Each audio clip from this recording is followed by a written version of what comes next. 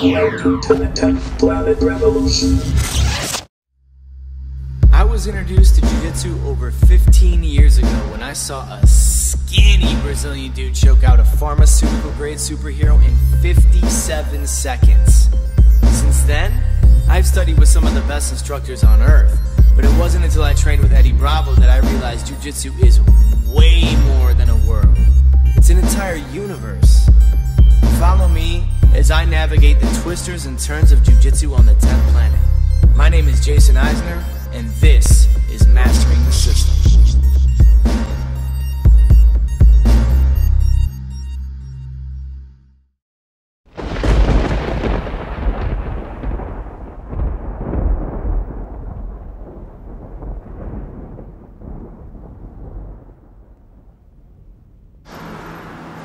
This guy disrespecting me, showing up with a hand out of that.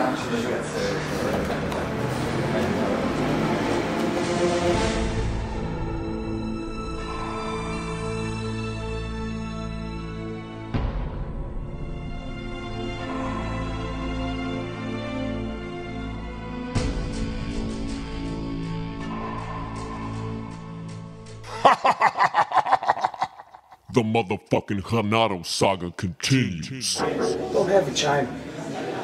Cheick, come in. You gotta go. I have a real business. Hello, master. Cheick, my brother. How you doing? I'm doing fine. You have a seat.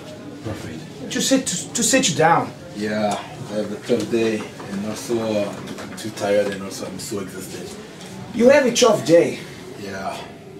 That's what I want to talk to you about. Yeah, so because everybody knocked me down. I can understand how, but That's because you're training wrong. No. You're training without the gi. And you're training these places. I don't know where you train in France. I like that. I know you like it, but this ain't Savage. No, coach. No, I don't. We're not doing Savage no more. Oh, really? You're a big guy. You're a big black guy. Yeah. You're tall. You're so black. Yeah. And everybody should see you, they be afraid. If you're so big and you're so black, why you don't have a championship belt? I don't know. Maybe people are racist. No. I think that happens sometime. Sometimes. But I think you need to train with me. Then you're gonna get more better. Because you are looking like a guy coming from a different planet. Yeah. You are big, you look like somebody don't come from the world. You're so big and you're so black. You almost look like something from an alien. Yeah, you're right. And I think the only guy can beat you is a Sigourney Weaver. Cute. I like that. You have to like. Because I'm gonna take you to the top. You're gonna be the best. I want to be the best. Are you afraid to train with me? No. You're gonna leave those guys. You leave those guys cheeky. He's a good guy. He's a good guy, but he don't have the technique. You have the technique. You have skills. Yeah. Who is he talking right now? I'm chalk or you gonna chalk? I don't want to try. Yeah, you used to beat me up too. So. That's a good for you. That's a good Yeah, plan. but just a little bit, because that's too much for me. That's very too much, and I don't want to ruin your career. You have a long career ahead. Yeah. So I want you to tell Cheeky that I'm gonna take over now. All right. Okay, I'll follow you. But no trouble. All right. You're not gonna make trouble for nobody. Good. Yeah, like that they're gonna kill everybody. I have something. When you join with me, Yeah. now you can have the same sponsor. You're gonna have the fruits and vegetables. That's for you. Now I forget. I was gonna bring the white one. I bring the black one. It's gonna look like you don't even have a shirt. Yeah. It's gonna look like you have a tattoo. You're gonna look very good. Sure, but the drones looks weird. Vegetables? You have everything you need for training. All the nutrition. But I'm sure it's gonna be Gonna give me all the strength I need to be successful? It's gonna give you everything and more. Okay, I agree. You have to believe. I believe. You have to believe yourself. I believe now in the fruits and vegetables. Yeah. Now I need to go. I have to conduct business. And you're gonna make a lot of money. Go make something of yourself. Cheick Kongo. Thank you. I don't worry about you, Cheick. You're gonna be good. Yeah. See you tomorrow, coach.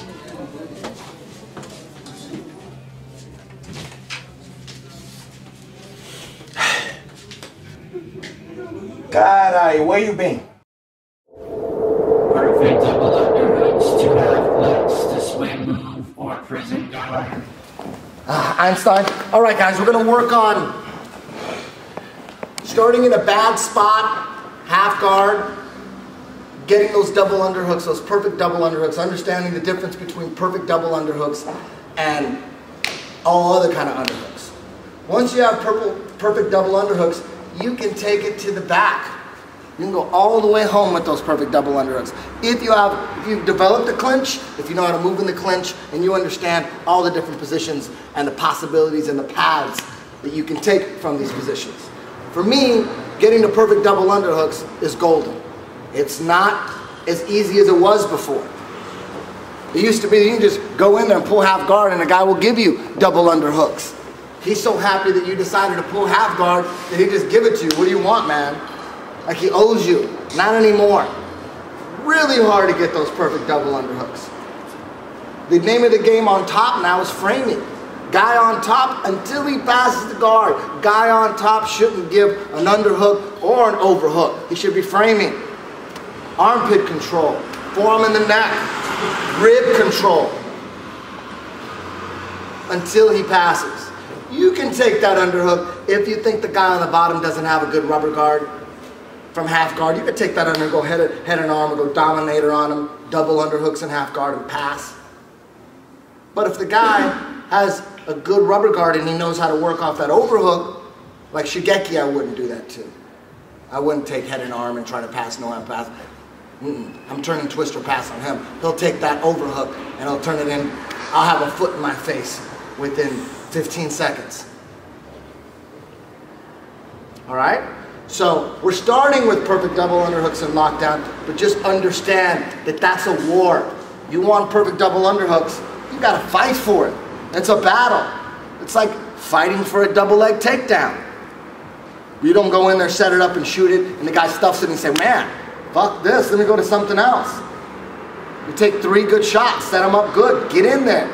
You know, as a wrestler, as someone that's been wrestling their whole life, you know you know what it takes to get that double leg takedown. You might not get it in the whole match, but you still keep trying, and in your next match you still keep trying. It's the same thing with the double underhooks. Too many people give up on it. They go in there, oh, I can't get the double underhooks, let me just play open. That's not the right mentality. The right mentality is you're gonna go to war to get those double underhooks. You're gonna lose the war a lot. You're gonna have forearms in your throat. You just keep battling. You just keep swimming through. Just like Marcelo when he's working for his ex-guard. He's sitting on his ass and he's getting in there and constantly in his instructionals, he keeps stressing. The guys are gonna push your head down. They're gonna push you down. They're gonna keep pushing you. You gotta ignore that. That's just part of the game. You're playing football in the snow. You just keep going. You keep playing football. That's every day though. Once you get those perfect double underhooks locked down, if you know where to go with them, if you know what's available, you're going to love it. First of all, it's the best defense in half guard. If you have perfect double underhooks, there's no guillotine, there's no darces, there's no Japanese necktie, there's nothing. You're safe. You're in there. Whoa, you got in. Sometimes you just slide right in and you get in there like, wow, I got this now. But now you need game from them. All right? So I got perfect double underhooks here. All the way around his waist, nice and low. Not up here, nice and low. Under his ribs, you're squeezing nice and tight. My favorite sweep from here is I love tilting them back here and then switching this butterfly in.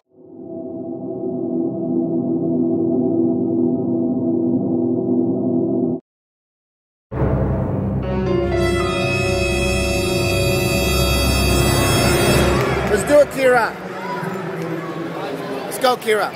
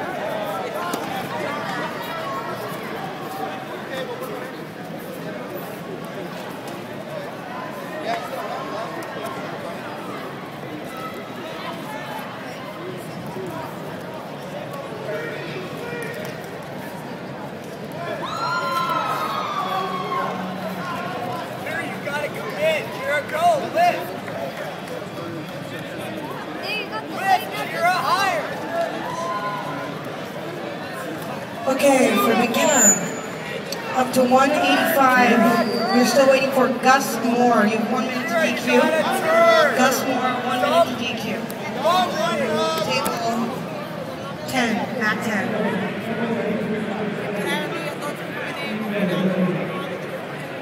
Off the guard. Watch Greg. Time. Back to middle. His open guard. We also have beginner 135, John Yosinao and Jesse Villa. You have 1 minute to DQ at mat 10. John Yosinao and Jesse Villa, mat 10, 1 minute to DQ.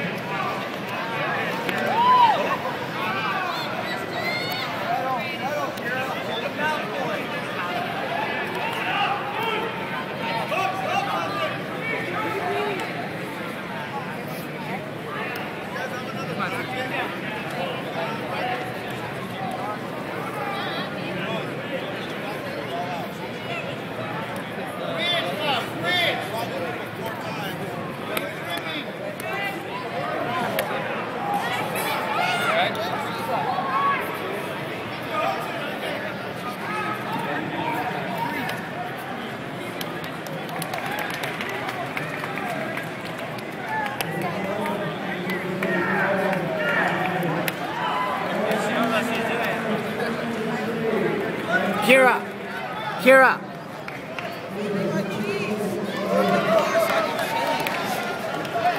One more 10th Planet gang sign, please. Hey, come down to HQ. Your dad said he's going to bring you down, man. Come on down. He'll turn you into a little killer, all right? Tell your dad to bring you down, all right? Tosh, you're going to go to the table with Kira. They're going to give you a box. Did you already win first place? I saw that other match, too. I got it on video, too, the other one. You're a bad dude, man. You are a bad dude, Dominic. You're going to be a world champion. You know that? Back to the fence. Unless you want to go outside. You're killing people too easy. Grammy roll 250 $50. Most of you, or at least some of you, will understand the power of those double underhooks. And you get them, the different things you can do. And remember, if you're sick of getting darsed, know that that's your safety. That's your home right there. There's nothing anybody can do to you. Even if they pass, and you've still got double underhooks and they pass, they really didn't pass. You just stand up. If you're holding on to those double underhooks, all right, look at Andre Galvão. Total traditional Brazilian Jiu-Jitsu fighter. Look at his fight with John Alessio. His strategy is real simple. Andre Galvão is a smart dude. He might do all this crazy open shit with the gi that won't work MMA, but when he does MMA, he goes after those double underhooks. And when he'll grab double underhooks, he'll get the clinch. He'll try to drag him down on top, but if there's any resistance, he'll just fall back into half guard. He might work a little deep half, but then he'll go right back to double underhooks, get to the dog fight, or try to get to the back. He's not letting go of those double underhooks. And the guy on top, if you watch the John Alessio fight, he had double underhooks on John Alessio. John Alessio had the whizzer, of course, to prevent him getting the back. And John Alessio could have hit him here, but those punches aren't going to knock anybody out. So he decided that his base was more important. All right, because your head is open there for little shots, but as soon as you got those double underhooks and someone starts punching you, that's when you go. The guy has no base. He sacrificed his base. All right, so you know how important that is. How easy in MMA is it to get those perfect double underhooks? It's way easier to get those perfect double underhooks when someone's trying to punch you. Way easier. They're opening up. They're giving it to you. You fall right into perfect clinches. When they're not punching, that's when it's hard. Just straight grappling where everyone on top is framing. There's no punching. Guy on the bottom can't punch to open things up. Guy on top can't punch, so he's just framing. That's hard. That's really hard. So it becomes a battle to get a good clinch and to move in the clinch. And a lot of guys will just say, fuck the battle, you play open, I'll play open, and let's just go after legs. Which is great too. If you don't plan on doing MMA, just all you do is legs, you'll get very far. Look at Enrico Coco, that's all he does is leg locks, and that guy's amazing. All right? But for the MMA guys, you got to develop an upper body clinch game. That's mandatory. Because if you don't, you'll be clinching and you won't know where to go, because you will be clinching when you're on the bottom and someone's throwing down and the elbows are coming down. You will be clinching. Everybody clinches when there's punches. Is, do you know how to move from the clinch? Do you have game from the clinch? Make sense? All right, now we're just gonna work on our 50-50 entrance. Jason Eisner, this is his #1 50-50 entrance. The guy on top has his right leg forward. And I'm going to basically get into inverted guard. If you do it really fast, it looks like a grand.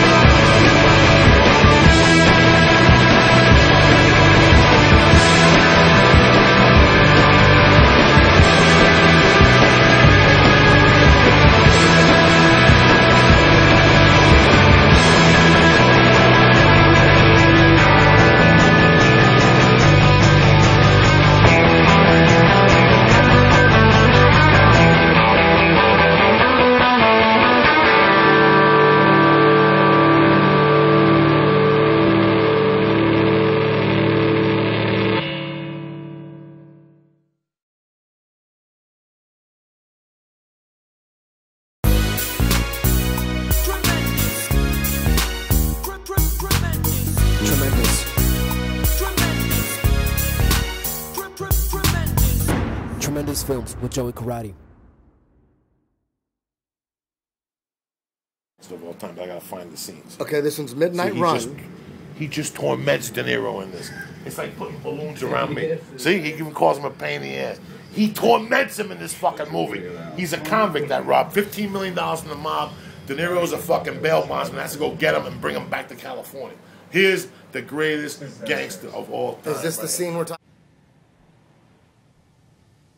So I'm finally in the presence of greatness, huh? The Duke. The guy that steals money from the scum of the earth and gives it to the unfortunates of the world. I wanted to meet you face to face.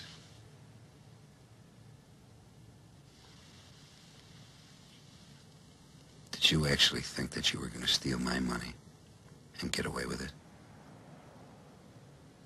I stopped by here to tell you two things. Number one is that you're going to die tonight. Number two, I'm going to go home, have a nice hot meal. I'm going to find your wife, and I'm going to kill her too. Damn, this is fucking devil. He's gonna eat first. He's gonna eat first. Shut up and sit down, you big bald fuck. Step 0 to free New York to Invisible Croc. Okay, now we're working on the far arm bar in rubber guard, on the weak side arm bar, invisible croc. So the goal is to get to invisible collar as fast as you can. For those of you that have the flexibility to play invisible collar. If you don't have the flexibility to play invisible collar, you're doing the arm bar off chill dog. Remember, the difference between chill dog and invisible collar, chill dog, you're not crossing your feet. You're physically unable, your flexibility isn't there yet, or sometimes